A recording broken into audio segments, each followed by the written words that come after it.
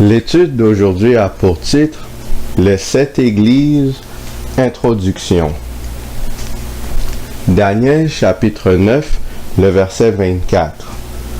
70 semaines ont été fixées sur ton peuple et sur ta ville sainte, pour faire cesser les transgressions et mettre fin au péché, pour expier l'iniquité et amener la justice éternelle, pour sceller la vision et le prophète, et pour oindre le Saint des Saints. Matthieu chapitre 23, les versets 37 à 39. Jérusalem, Jérusalem, qui tue les prophètes et qui lapide ceux qui te sont envoyés. Combien de fois ai-je voulu rassembler tes enfants, comme une poule rassemble ses poussins sous ses ailes, et vous ne l'avez pas voulu. Voici, votre maison vous sera laissée déserte, car, je vous le dis, vous ne me verrez plus désormais, jusqu'à ce que vous disiez, béni soit celui qui vient au nom du Seigneur. Matthieu chapitre 16, le verset 18. Et moi, je te dis que tu es Pierre, et que sur cette pierre, je bâtirai mon église, et que les portes du séjour des morts ne prévaudront point contre elle. Les Juifs étaient officiellement rejetés comme peuple de Dieu lors de la lapidation d'Étienne en l'an 34, selon la prophétie des 490 années ou 70 semaines décrites dans Daniel 9. Le Seigneur manifestait maintenant sa présence dans son Église et non dans le temple de Jérusalem. L'Église chrétienne remplaçait ainsi le peuple juif en tant que représentant de Dieu sur la terre. De ce fait, les événements décrits dans le livre d'Apocalypse, qui fut écrit par l'apôtre Jean vers la fin du 1er siècle après Jésus-Christ, tournent autour du nouveau peuple de Dieu, le peuple chrétien. Comme le livre de Daniel, Apocalypse contient des éléments historiques et prophétiques qui ont eu lieu sur la terre. Apocalypse chapitre 1, les versets 1 et 2.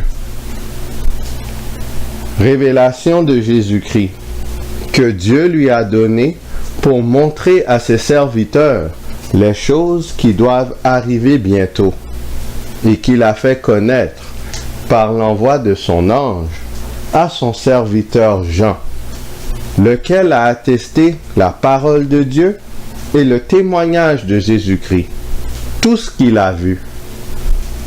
Apocalypse chapitre 1, le verset 3. Heureux celui qui lit et ceux qui entendent les paroles de la prophétie et qui gardent les choses qui y sont écrites, car le temps est proche. Amos chapitre 3, le verset 7.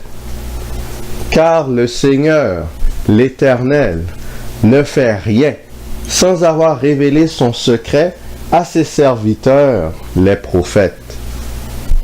Dieu dit toujours à ses prophètes ce qu'il va faire avant qu'il agisse. De ce fait, ce qui distingue le peuple de Dieu par rapport au reste du monde est sa capacité de révéler l'avenir en se basant en particulier sur le livre de l'Apocalypse. De plus, le livre de l'Apocalypse est le seul qui est défini comme la révélation de Jésus-Christ lui-même. De ce fait, si on lit, comprend et garde ce qui est écrit dans ce livre, on s'assure la présence de Jésus dans nos vies. De multiples bénédictions sont accordées à ceux qui liront, comprendront et garderont les choses qui y sont écrites, mais rien ne surpasse la présence de Jésus. Apocalypse chapitre 1, les versets 10 et 11. Je fus ravi en esprit au jour du Seigneur, et j'entendis derrière moi une voix forte, comme le son d'une trompette, qui disait, « Ce que tu vois, écris-le dans un livre, et envoie-le aux 7 églises, à Éphèse, à Smyrne, à Pergame, à Thyatire, à Sardes, à Philadelphie et à Laodicée. » Apocalypse chapitre 1, le verset 12. Je me retournai pour connaître quelle était la voix qui me parlait. Et, après m'être retourné, je vis 7 chandeliers d'or. Tout d'abord, on voit qu'il y a 7 chandeliers d'or. Dans la Bible, où est-ce qu'on voit un chandelier? Exode chapitre 25, les versets 8, 9, 31 et 37. Ils me feront un sanctuaire, et j'habiterai au milieu d'eux. Vous ferez le tabernacle et tous ses ustensiles d'après le modèle que je vais te montrer. Tu feras un chandelier d'or pur. Tu feras ces 7 lampes qui seront placées dessus, de manière à éclairer en face. C'est dans le sanctuaire que se trouve le chandelier. Pourtant, le temple, le sanctuaire terrestre, avait déjà été détruit plusieurs années avant que Jean eût cette vision. Quel sanctuaire l'apôtre Jean a-t-il observé alors?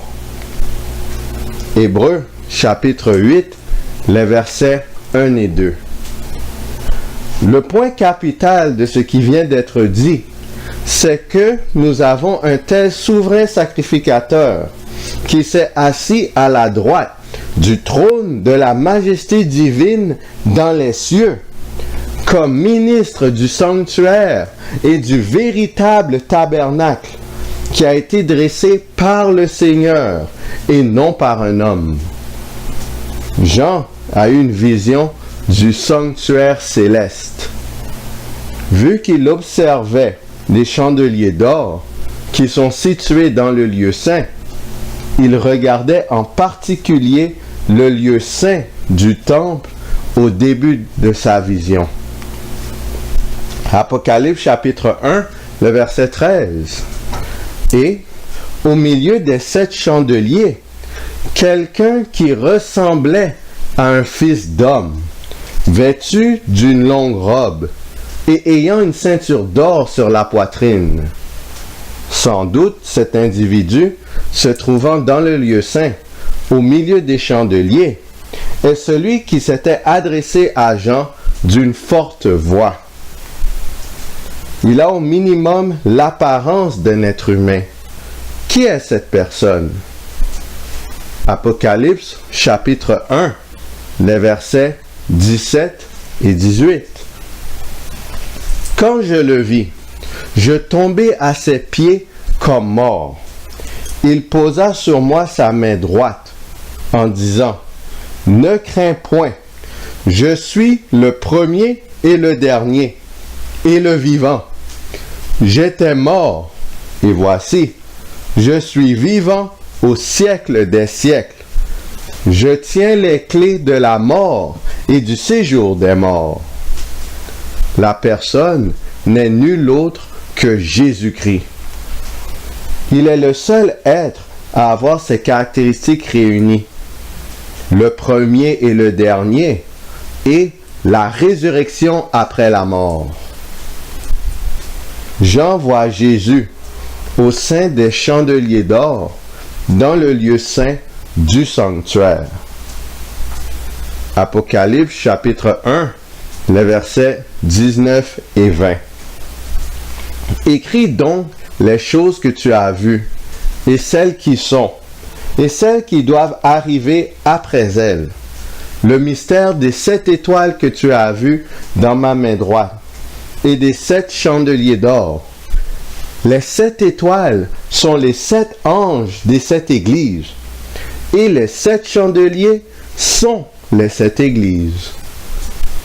Les 7 chandeliers sont les 7 églises. Les 7 étoiles sont les anges ou bien les messagers des 7 églises. Jésus marche au milieu de ces églises et tient les messagers de ces églises dans sa main. En d'autres termes, il supporte et appuie son église. Exode chapitre 27, les versets 20 et 21. Tu ordonneras aux enfants d'Israël de t'apporter pour le chandelier de l'huile pure d'olive concassée, afin d'entretenir les lampes continuellement. C'est dans la tente d'assignation, en dehors du voile qui est devant le témoignage, qu'Aaron et ses fils la prépareront, pour que les lampes brûlent du soir au matin en présence de l'Éternel. C'est une loi perpétuelle pour leurs descendants, et que devront observer les enfants d'Israël. Au temps de Moïse, le sacrificateur avait comme mandat de s'assurer que les lampes soient toujours allumées, sans interruption. Similairement, Jésus, notre sacrificateur, il s'assure que la lumière demeure au sein de son Église à travers les époques sans arrêt. Le chiffre 7 représente la perfection, la plénitude, la totalité. Voici quelques exemples. Dieu bénit le 7e jour et le sanctifia. Dieu déclara que si quelqu'un tuait Caïn, ce dernier serait vengé 7 fois. Ceci assurait à cet impie la plénitude de la protection divine. Suite à l'intervention divine par son prophète Élisée, un enfant éternua 7 fois avant de revenir à la vie. Ainsi, les messages aux 7 églises correspondent à la totalité de l'histoire de l'Église de Dieu. Le point de départ est le début du ministère de Jésus dans le sanctuaire céleste, car c'est là que la vision commence. Apocalypse chapitre 1, le verset 11. Ce que tu vois, écris-le dans un livre et envoie-le aux 7 églises, à Éphèse, à Smyrne, à Pergame, à Thyatire, à Sardes, à Philadelphie et à Laodicée.